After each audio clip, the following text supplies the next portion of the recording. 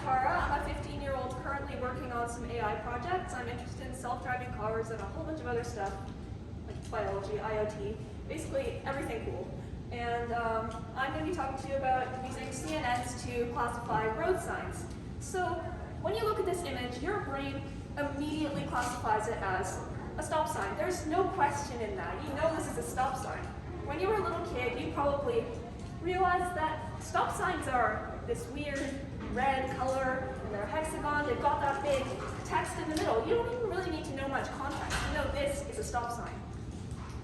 A self-driving car, on the other hand, finds this task a lot harder. This stop sign is a completely foreign object to a self-driving car. They don't have context like our brains do. This can sometimes lead to horrible disasters, including people getting hurt, and basically the car just really needs to know how to read this stop sign to ensure the safety of the humans that it serves.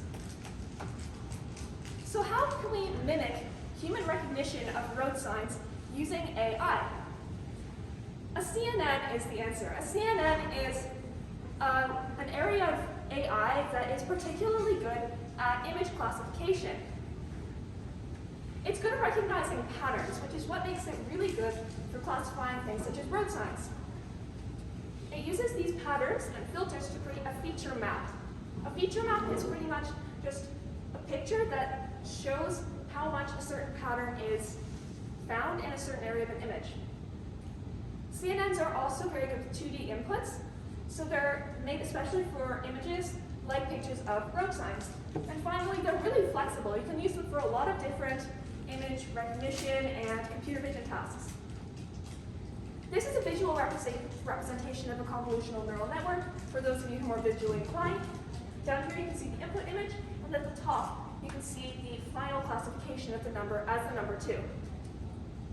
So when I was programming my road sign classifier, this is what my neural network looked like. You can see that there are 4 main kinds of layers in my neural network.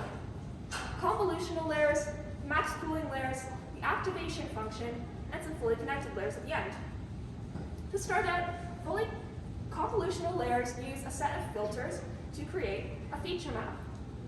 A feature map is created by taking these filters and convolving them over an image several times to get the frequency of a certain filter being present in the image. Here's a visualization of what a filter looks like convolving over an image and how that feature map is created. You can see that it goes over in small chunks and eventually gives you an output that shows you how many times this is created. Back to our visualization, the convolutional layers are found here. You can see that certain areas are highlighted depending on the filter that was applied to them. In a road sign, what might a filter even look like?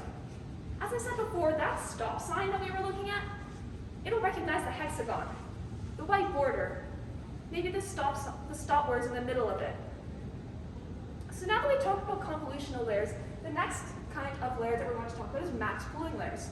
Max pooling layers take your input and make it into a smaller output that is more manageable for the AI to feed through to the next layer. A max pooling layer takes the greatest value from a certain segment of an image and turns it into a smaller little output here. A max pooling layer might take that stop sign that we were talking about and turn it into this fuzzy mess to us. This just lets it segment the important information from that stop sign and say it's red, there's words in the middle, there's a white border. So when we're looking at this visualization again, we'll find the max pooling layers here. You can see the images getting smaller and smaller as you go further up the visualization.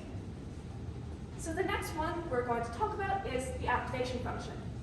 The activation function is really how the neural network actually gets from one input to another output. It's how you get from layer to layer. The activation function will be found in between all of these layers. So it's not like a layer in itself. It gets from here to here by deciding what exactly is going to be passed on to the next layer. There are a whole bunch of different kinds of activation functions, but for my project, I decided to use the ReLU function. This is because it's efficient for a convolutional neural network to use, because it's fast. It cancels anything below 0, and anything over 1 is counted as an input.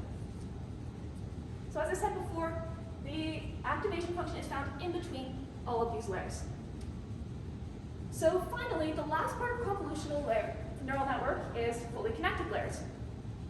As you can see at the end, there's all these convolutional layers here, which are finding the patterns, and then fully connected layers at the end. Fully connected layers are responsible for doing the final classification.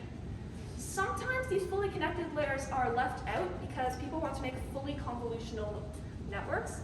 But for my project, I decided to use fully connected layers at the end because it would allow me to classify the road sign at the final part of the project. The convolutional layers are for feature extraction. The fully connected layers at the end are for classification. So when you look at this stop sign, what's going through the computer's head? It's using all these layers that we've talked about to take it from this stop sign to what it actually is, a stop sign. By using a convolutional neural network, we can avoid situations like these and be on our way to a brighter future of self-driving cars.